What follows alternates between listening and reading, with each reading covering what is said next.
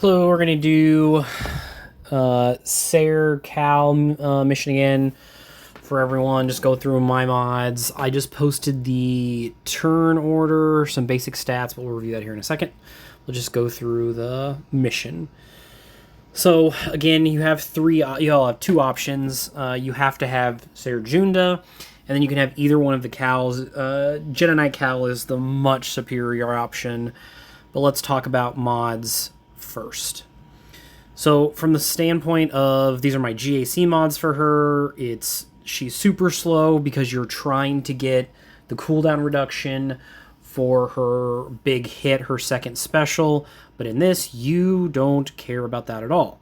What you want is you want as much protection as you can get, you want her as fast as you can get, and you want to get her as much armor as possible. For me personally, I have a couple of different things. I have the dailies for both characters that I use regularly, but for like her, you can see what mods I'm stealing from. Jabba, the two defense mods I'm using are from Jedi Knight Guardian and Enoch, and then the rest are gonna be some form of health mods. So again, even from the recommendations that are in here, I have her a bunch of life versus health, so I have her about 100k. Her protection's in the 60s. You want her to be fast, so like that 260 range. And then I also have 71% armor. And to me, if you like actually go through the mods themselves, health. There's another recommendation for speed or for protection, excuse me.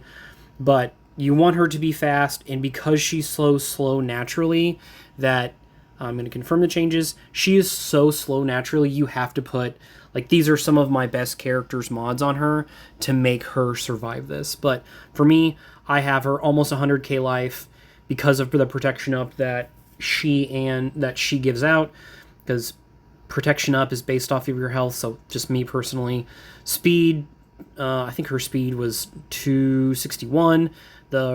The screenshot that I have in chat's 260, and then armor is the big one again because you just want her to survive as long as possible.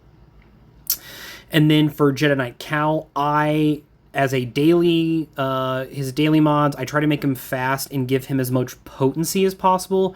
Previous to this, I had essentially as much offense, so when he gets his repose up, that he's hitting as hard as he possibly can.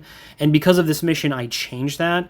And essentially, when I go look at his mods, I'm stealing Gialea, Afra, of course, for potency, Malgus, and Bane for as much health as possible. So when I look at those new mods, we're at 100k life, 70k protection, right at 300 speed, a little less, and then you want as much potency as possible, hence stealing the Afra mods, and I'm at 96%. Again, essentially the workflow that's in the screenshot in chat already is 100k health, check, 300 speed, a little short there, but nothing too crazy, and then I want as much potency as possible. And that's because when we do this mission, and here we go, you want to be able to land debuffs. And that's this entire point of this mission, is using Jedi Knight Cal's insta-kill to kill one or the other, and then just survive. So the workflow, like what do you need to do during the battle, is in here, in chat already. The video that's from is in there if you want to watch it. Try not to do that too much, but essentially what we're doing here is we are going to be doing this. We are going to be going for Whirlwind Slams, because with potency, stuns. We're getting speed downs, we're getting dazes, we are taking them out of the fight. So now, the first time this Perch Trooper goes, I've wiped that out. So the survivability here is key. So honestly, I probably should be, so I can do the basic, I can do the protection up, I'm going to use that on 10, the big hit at the very end. And then there's also the ability from doing ops from the previous planet, where you remove, I think it's turn meter, deal physical damage and dispel all buffs and then remove 30% turn meter. I try my best to use that in a pinch. So like even here, I'm not going to do protection up because to me, it's not, I don't need it now, and I want to be able to use it on demand. So again, same thing, I'm going to target, And I'm going to go to my one time that I'm going to use his defense. It's going to give protection ups. It's going to give your hit under, because really what we're just trying to get to as fast as we possibly can is to the 30 count of his ability, and then we are going to kill him. So again, same thing. Hit. This time I'm going to go to my offense, and I'm going to go for the stun, the the speed down, try my best not to hit anybody, and now I finally can go for the kill. So when you're doing this, you want to essentially focus as much as you possibly can on one, leave the other one alone except for dispels, so that when you kill him, you're not wasting any extra time. So again, I probably could have used potency or the extra piece up here, and now here's the other big piece. Just keep doing the stun on the first and then go to the execute, just back and forth. Again, because this is going fairly well, I'm just going to use the basic. I probably could use the turn meter removal, but as far as I'm concerned, this is the part that I think people, like, now I'm going to use it for sure.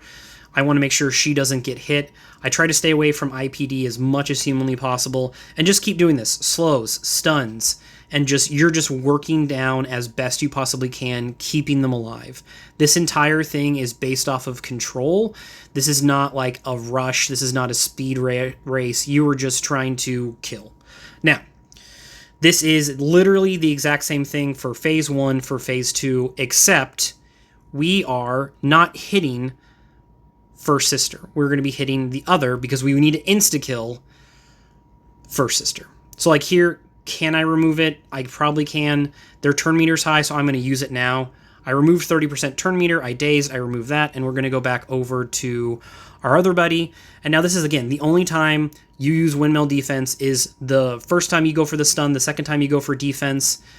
And like here, the stun, I hit him, so IPD went crazy. So that's kind of the problem with this, is you try to stay off IPD as much as possible, because what happens is if you hit his health, so if you go through protection and you hit his health, is when he goes nuts and blows up and more than likely kills you. Here they go on their little side tangent, which is never fun.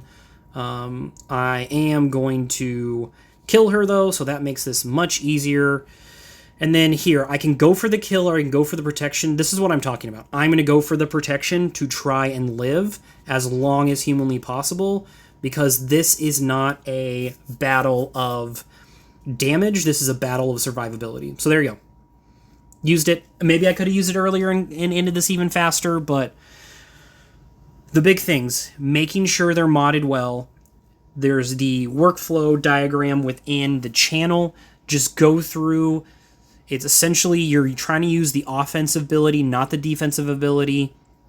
You don't want to end a wave on Whirlwind Slam. You want to try to go for the offensive piece first. You get the stun, you get the speed down, you get the daze. You can control them. This is not about trying to kill them as much as possible. This is just trying to do the best we can to control them.